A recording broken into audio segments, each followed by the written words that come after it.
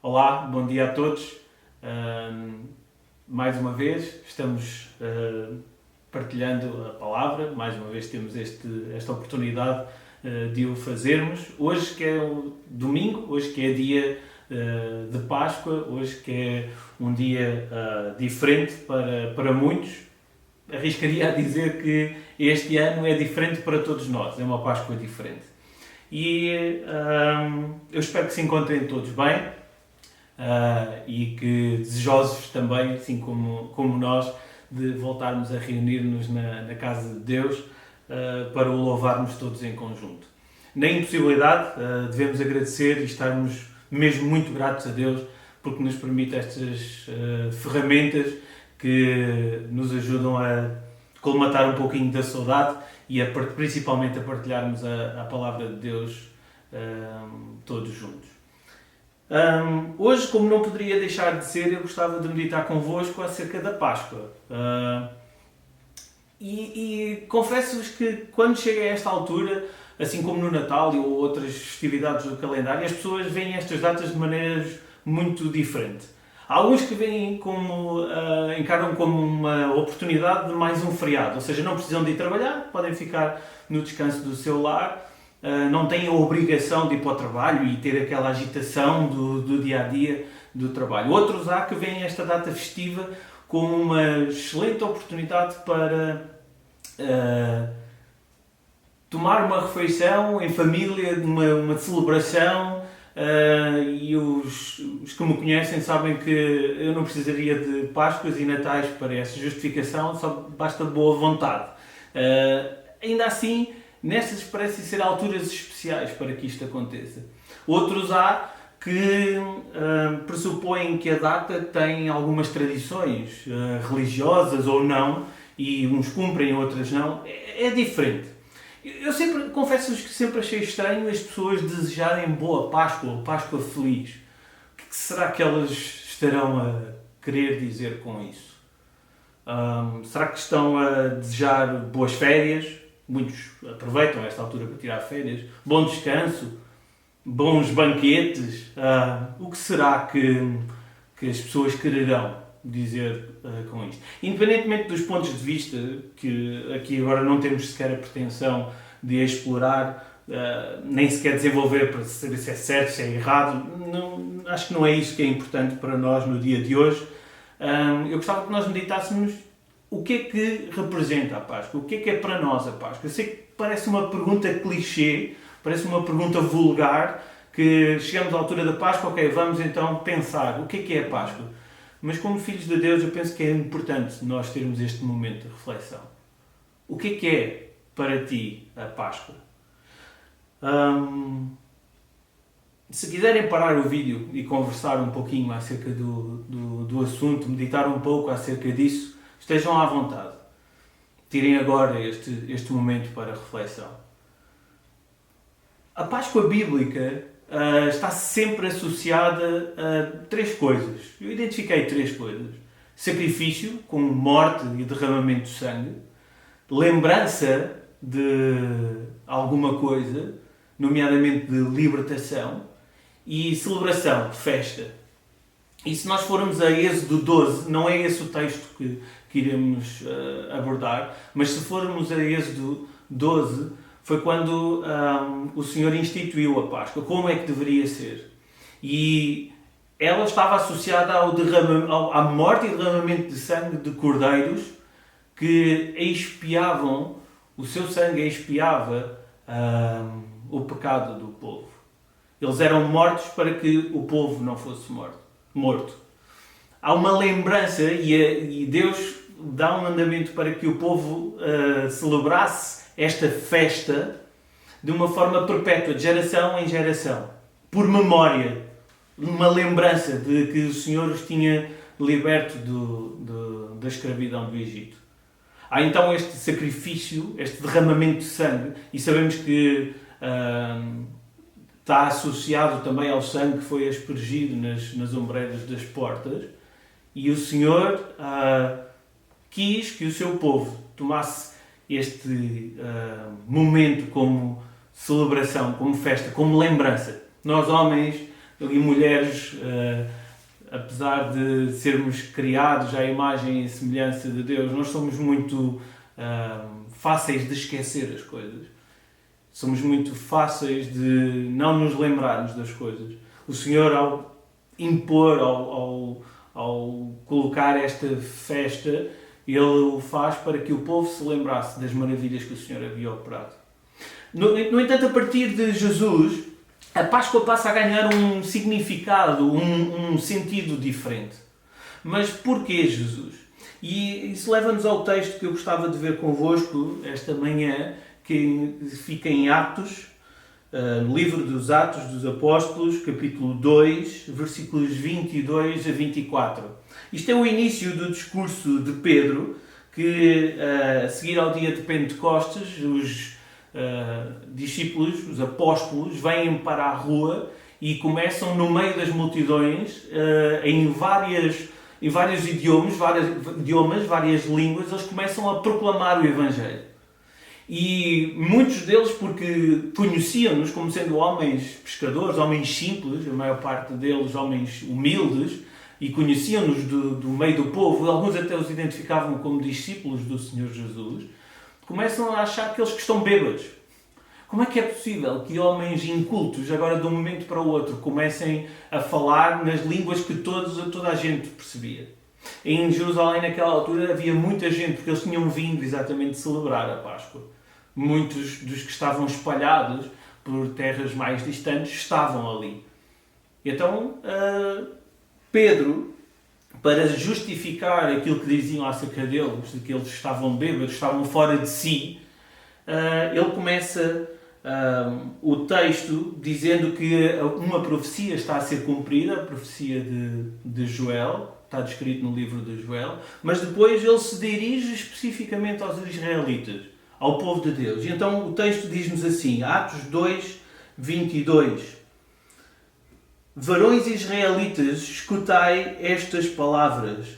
A Jesus Nazareno, varão aprovado por Deus, entre vós com maravilhas, prodígios e sinais que Deus por ele fez no meio de vós, como vós mesmos bem sabeis, a este que vos foi entregue pelo determinado conselho e presciência de Deus, tomando-o vós, o crucificastes e matastes pelas mãos de injustos, ao qual Deus ressuscitou, soltas as ânsias da morte, pois não era possível que fosse retido por ela.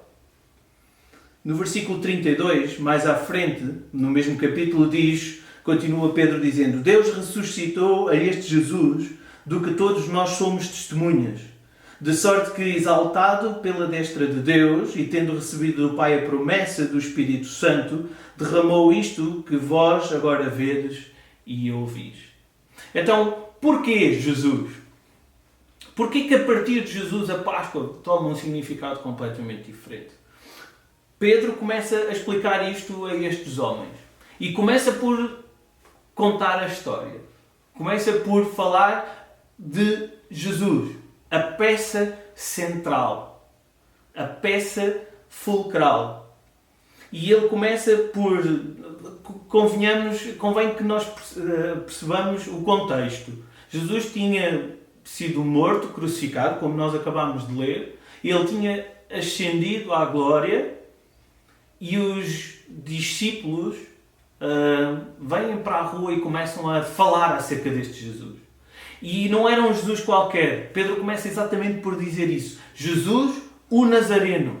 Ele indica que Jesus era um homem de Israel, um israelita. Alguém que saiu do povo, do próprio povo de Israel.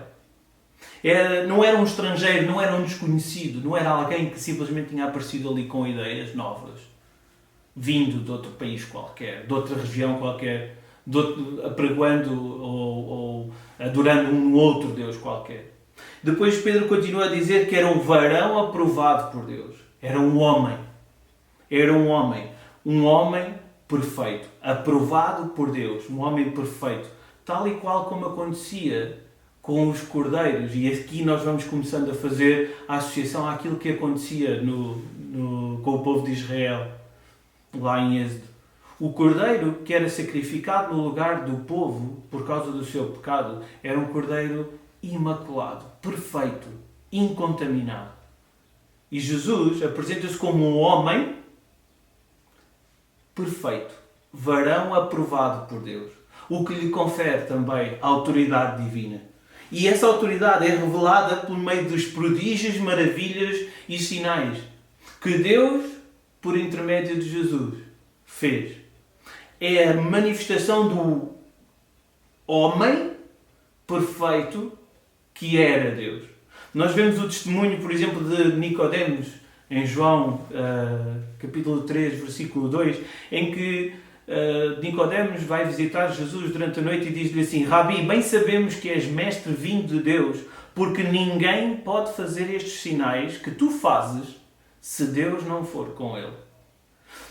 No próprio livro de João há uma revelação de quem Deus é, de quem Jesus é. Jesus, sendo homem, é Deus.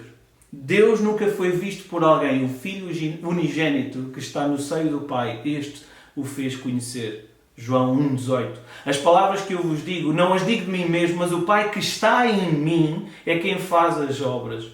Crede-me que estou no Pai e o Pai em mim. Crede-me ao menos por causa das mesmas obras.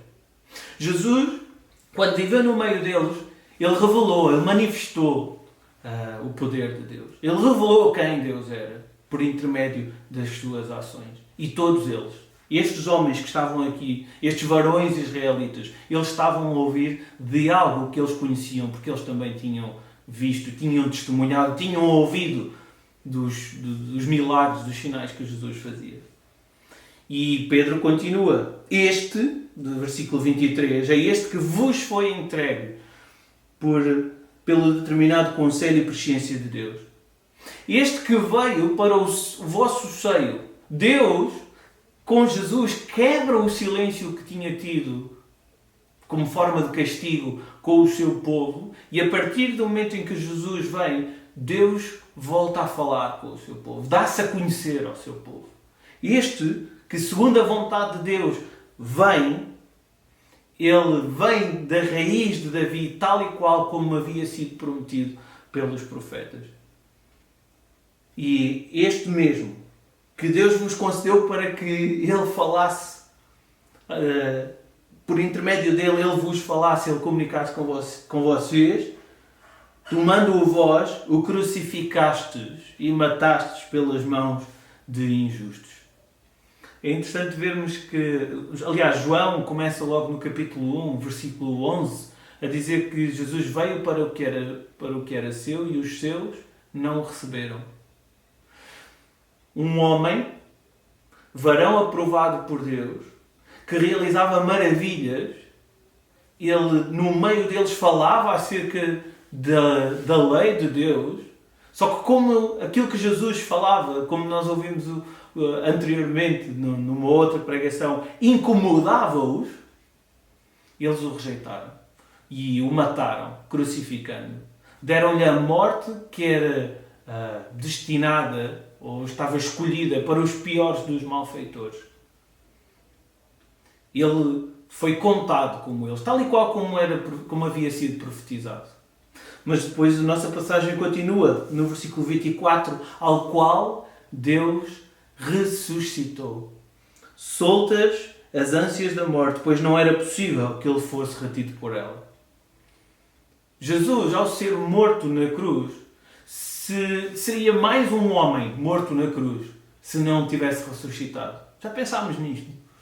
Se não houvesse ressurreição, era vã a nossa fé, como diz Paulo. Se Jesus não ressuscitasse, era apenas mais um homem. Um homem que criou tumultos, um homem que até fez uns milagres, mas era mais um homem. No entanto, ele sendo Deus, sendo soberano sobre todas as coisas, nem a morte o pôde reter. Era impossível que a morte o retivesse. Por isso é que Jesus, ao morrer na cruz, sendo varão perfeito, era como um cordeiro, e ele é designado por João Batista como o Cordeiro de Deus que tira o pecado do mundo. sendo a representação do homem e sendo Deus, a representação perfeita do homem e sendo Deus, perfeito, soberano, Ele ressuscitou.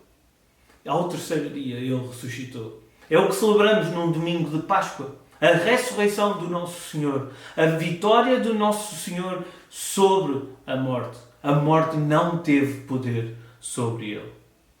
E sabem, eles, Pedro, os discípulos, foram testemunhas. Foi o que lemos nos últimos dois versículos, 32 e 33. Aliás, 32. Deus ressuscitou este Jesus do que todos nós somos testemunhas. Um pouquinho mais à frente, Atos 10, 38 e 43, eu vou ler como Deus ungiu a Jesus de Nazaré com o Espírito Santo e com virtude, o qual andou fazendo o bem e curando a todos os oprimidos do diabo, porque Deus era com ele. E nós somos testemunhas de todas as coisas que ele fez, tanto na terra da Judeia como em Jerusalém, ao qual mataram, pendurando-o no madeiro. A este Jesus, Deus ressuscitou ao terceiro dia e fez que se manifestasse não a todo o povo, mas às testemunhas que Deus antes ordenara. A nós, que comemos e bebemos juntamente com ele, depois que ressuscitou dos mortos. E nos mandou pregar ao povo e testificar que ele é o que por Deus foi constituído juiz dos vivos e dos mortos. A este dão testemunho todos os profetas, de que todos os que nele creem receberão o perdão dos pecados pelo seu nome. Eles viram estas coisas. Eles testemunharam. Eles foram escolhidos para estarem com o Senhor durante aquele tempo. E eles foram escolhidos para pregarem e testemunharem aquilo que Deus havia feito na ressurreição do Senhor. E o final destes versículos diz: a este dão testemunho todos os profetas de que todos os que nele creem receberão o perdão dos pecados pelo seu nome. Porquê? Porque o próprio Deus se entrega para a redenção do pecado de muitos. Deus, sendo santo, puro, perfeito, ele abomina o pecado. Ele abomina o pecado desde sempre. Por isso é que ele não podia conviver, não podia ter comunhão com o homem. Por isso é que no lugar do homem morrer, porque o salário do pecado é a morte, a recompensa do pecado é a morte, Deus ordena o sacrifício dos cordeiros imaculados, perfeitos, incontaminados, lá no Êxodo. O sangue que era derramado desses cordeiros fazia com que a morte não viesse àqueles homens. A ira de Deus não fosse derramada sobre aquele que era pecador. E então o sangue dos cordeiros tapava o pecado do povo. No entanto, com Jesus é o Cordeiro Imaculado de Deus. Ele leva sobre si o pecado de muitos. O seu sangue nos lavou dos nossos pecados. A ira de Deus cai sobre Jesus naquela cruz, em vez de cair sobre mim, sobre ti. Ao Pai. Esta é uma passagem dura, mas que nos leva a termos uma pequenina noção do amor de Deus. Ao Pai agradou moê-lo, agradou derramar a sua ira sobre ele naquela cruz, por causa do nosso pecado. Porque ele sabia que, fazendo isso ao próprio Filho, nós seríamos resgatados. O seu sacrifício nos justifica perante Deus e nos livra da ira de Deus exatamente por causa do nosso pecado. Em Romanos, no capítulo 4, versículos 25 até 5:2, diz: o qual Jesus, por nossos pecados, foi entregue e ressuscitou para a nossa justificação. Sendo, pois, justificados pela fé, nós temos paz com Deus, por nosso Senhor Jesus Cristo, pelo qual também temos entrada pela fé a esta graça, na qual estamos firmes e nos gloriamos na esperança da glória de Deus. Por causa de Jesus, nós somos chamados filhos de Deus. Nós estamos justificados. Por causa dele, nós temos paz com Deus. Por causa dele, nós recebemos o galardão de sermos chamados filhos de Deus, àqueles que cremos no seu nome. Então, eu gostava de terminar com uma outra passagem e depois com algumas aplicações para nós. Gostava que abrissem comigo na primeira carta de Pedro. Primeira carta de Pedro, no capítulo 1.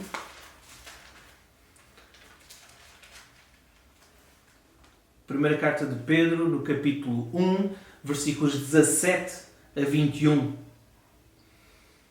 E diz assim o texto: Se invocais por Pai aquele que, sem exceção de pessoas, julga segundo a obra de cada um, andai em temor durante o tempo da vossa peregrinação, sabendo que não foi com coisas corruptíveis como prata ou ouro que fostes resgatados da vossa vã maneira de viver, que por tradição recebestes dos vossos pais, mas com o precioso sangue de Cristo, como de um cordeiro imaculado e incontaminado, o qual, na verdade, em outro tempo foi conhecido antes ainda da fundação do mundo, mas manifestado nestes últimos tempos por amor de vós, e por ele credes em Deus, que o ressuscitou dos mortos e lhe deu glória, para que a vossa fé e esperança estivessem em Deus. Nós chamamos a Deus como nosso Pai. Chamamos-lhe de Paizinho. Paizinho querido. Por causa não de alguma coisa que nós tínhamos feito que merecêssemos ter este privilégio, este galardão, esta esperança. Apenas e só pelo sangue de Jesus, o Cordeiro de Deus Imaculado. Ele é a nossa Páscoa. Ele, Jesus, é a nossa Páscoa. Então, se calhar, podemos voltar a fazer a pergunta que fizemos no início. O que é para ti a Páscoa? O que é que ela representa? A Páscoa, como Filho de Deus, deve representar para ti o sacrifício, a morte, o derramamento, não de um sangue de um cordeiro qualquer, mas do Cordeiro perfeito de Deus. O Cordeiro de Deus que tira o pecado do mundo. O Cordeiro de Deus que se entregou por amor de muitos. A Páscoa deve ser para ti a lembrança da libertação da escravidão. Não da escravidão do homem, dos homens, como acontecia no Egito, mas a escravidão do pecado. Tu deixas de estar amarrado ao pecado. Isso não quer dizer que tu não vais continuar a pecar, mas o teu pecado foi lavado de uma vez por todas pelo Senhor Jesus. Há uma celebração também. A Páscoa para ti é uma altura de celebração de uma nova vida em Cristo. Porque houve um sacrifício, houve esta libertação, há esta redenção, esta justificação por parte do Senhor Jesus. E isto é uma nova vida que tu tens em Cristo. A nossa salvação foi muito cara.